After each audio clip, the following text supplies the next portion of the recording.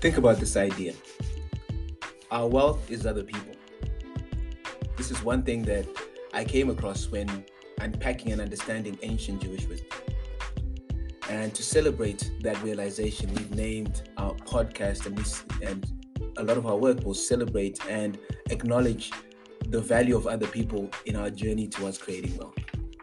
Now, like I said, ancient Jewish wisdom has been quite the eye-opener. I've taken a fascination in this people group called the Jews and how they are disproportionately good with money. If you look at the Forbes 400 list, it will explain everything to you.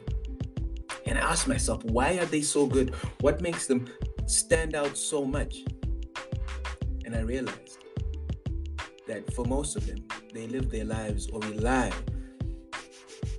on a blueprint for life, and the wisdoms that they get from studying and the oral traditions that have been passed on from that blueprint. And one of the things that I came across that I found also fascinating was that to the Jewish community, or according to ancient Jewish wisdom, it tells us that every name in their blueprint has a specific meaning. So I wanted to investigate this a bit further. So I said, let me go back to one of the stories we used to read, and I didn't quite understand how things played out. And if you've read the blueprint before, you're probably familiar with the story of two brothers, Cain and Abel, the two sons of Adam and Eve, who owned the entire earth. And when these chaps were a bit older, Cain asks his brother to go with him to the field. And the moment they get to the field, we're not told what conversation they had. The next thing we are told that Cain then went on to kill his brother. And for me, I always had the question of, what did Cain say to his brother, firstly, in the field? Then what did his brother respond or say in response that caused us to have our first recorded homicide in history? And without any answers, I came across ancient Jewish wisdom and compliments to a rabbi whose name I will share in due course on this podcast. He provided some ancient Jewish wisdom to explain what could have happened or what kind of conversation could have transpired. Now, Cain, being the older brother, supposedly would have come to Abel and in the field and said, look, mom and dad could be going soon, and when they pass away, just wanted to make sure we are clear on what happens next. Me being the oldest born, I believe that everything, the entire earth is now going to belong to me. You can stay and use whatever you want to use, but you're going to need to pay rent to me. And Abel, hearing this, probably responded by saying, Cain, I don't think you understand how the world's going to work. In actual fact, I actually think the way things are going to play out is that me and you are going to split these things. And probably that's where the conflict started. Now let's go back to what ancient Jewish wisdom told us about, that there is no name in scripture that doesn't have a meaning. So what does the name Cain mean? We understand that the name Cain means acquisition. And what does acquisition mean in this sense? It means the desperate eagerness to accumulate stuff. Right? Now, if you go through the story, you begin to realize this is really a description of who Cain was. He was all about taking stuff from other people. Now you can imagine as if his brother refusing to pass on everything or to agree that he will have everything in his possession would have angered him. And if you're someone whose sole purpose is to take stuff from others, the only logical next step is to get rid of that obstacle that's keeping you from your wealth. Now, so that meant Cain saw other people as an obstacle to his wealth. And like in the mafia movies, he took care of him. Oh no, that's actually Irish. He took care of him, right? And take care of him means he killed him. Because to Cain, the fewer other people there were in the world or on the planet, the better off he would be. And that's the folly, that's the error in Cain's ways, that he thought that the fewer people, like if he can get rid of his competition, he'll have a better existence. Now, we understand that the Creator then reaches out to Cain and punishes him for his action, and he punishes him in a way that is meant to help him appreciate the error of his ways and understand what he needed to do. Now, the punishment he got, remember, Cain is thinking fewer people, so all the land's going to be mine. And Cain was a farmer. And according to Jewish understanding of wealth, when it comes to land, there are only two ways that you can grow your wealth from land. That is, one, through agriculture, you understand where Cain was, and two, through development. The latter requires a bigger population. You can't develop a space if there are no people to then make use of the development. That's houses, office spaces, all this. Those things require people.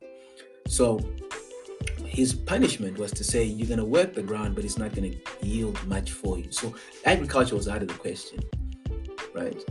So the lesson was trying to say, okay, you thought you'd get right with just this. It's not going to work, fam. And he now had, the next question would have been, would he understand that the next best way for him to grow would be through development, which would require other people? Now, I'm going to skip through some of the details. We're probably going to cover this in later episodes. But we get to the part of the story where Cain seems to understand it. And how do we know he understands it? For someone who looked at people as a distraction, an obstacle to his wealth, Cain gets married, that's one, and has a child, brings in an additional person, right? Remember, this guy killed someone. And it's sort of counterintuitive that he now has one, gets married, and then brings in another child into the world. And to show that he understands the error in his ways and now understands the true essence and value of other people, Cain calls his child, or names his son, Enoch, which means now educated. I now know that people are not a distraction and do not take away from my life. People actually add value to my life and add to my wealth. My wealth is in other people, right? And he does the second thing. He builds a city in his name, which is quite peculiar because he now understands that, I need to get more people. And in this place, he's learned his lesson. He's moved from the one who is desperate to accumulate stuff for himself, and that involves taking away from other people, to someone who's realizing that, look, I need to work with other people. I need to leverage the value that other people bring to the table, learn from them, and build partnerships and collaborations so that we can build something much bigger than I initially envisioned. My wealth is a function of other people. And this is entirely true if you look at it today, if we fast forward it. So I'm not trying to convert you, I'm trying to show you that how this story and how ancient Jewish wisdom reveals, in a name, the secret to wealth creation. Now, you're probably familiar that it is so much easier. It is so much easier to create wealth in a populated city than it is to do so in the vastly, often lonely countryside, in our rural areas. It is so much easier because we collaborate and reduce the amount of energy and sweat that's required for us to produce things, the value of specialization. So what am I saying in today's episode? Our wealth is in other people. The name Cain was a precursor to let us know that if we go through this journey of wealth creation, thinking our best chances from taking stuff from other people, treating other people badly, killing off our competition, we're going to miss the point. Because the true wealth lies in building relationships. It lies in leveraging each other's unique strengths and realizing that our wealth is in other people.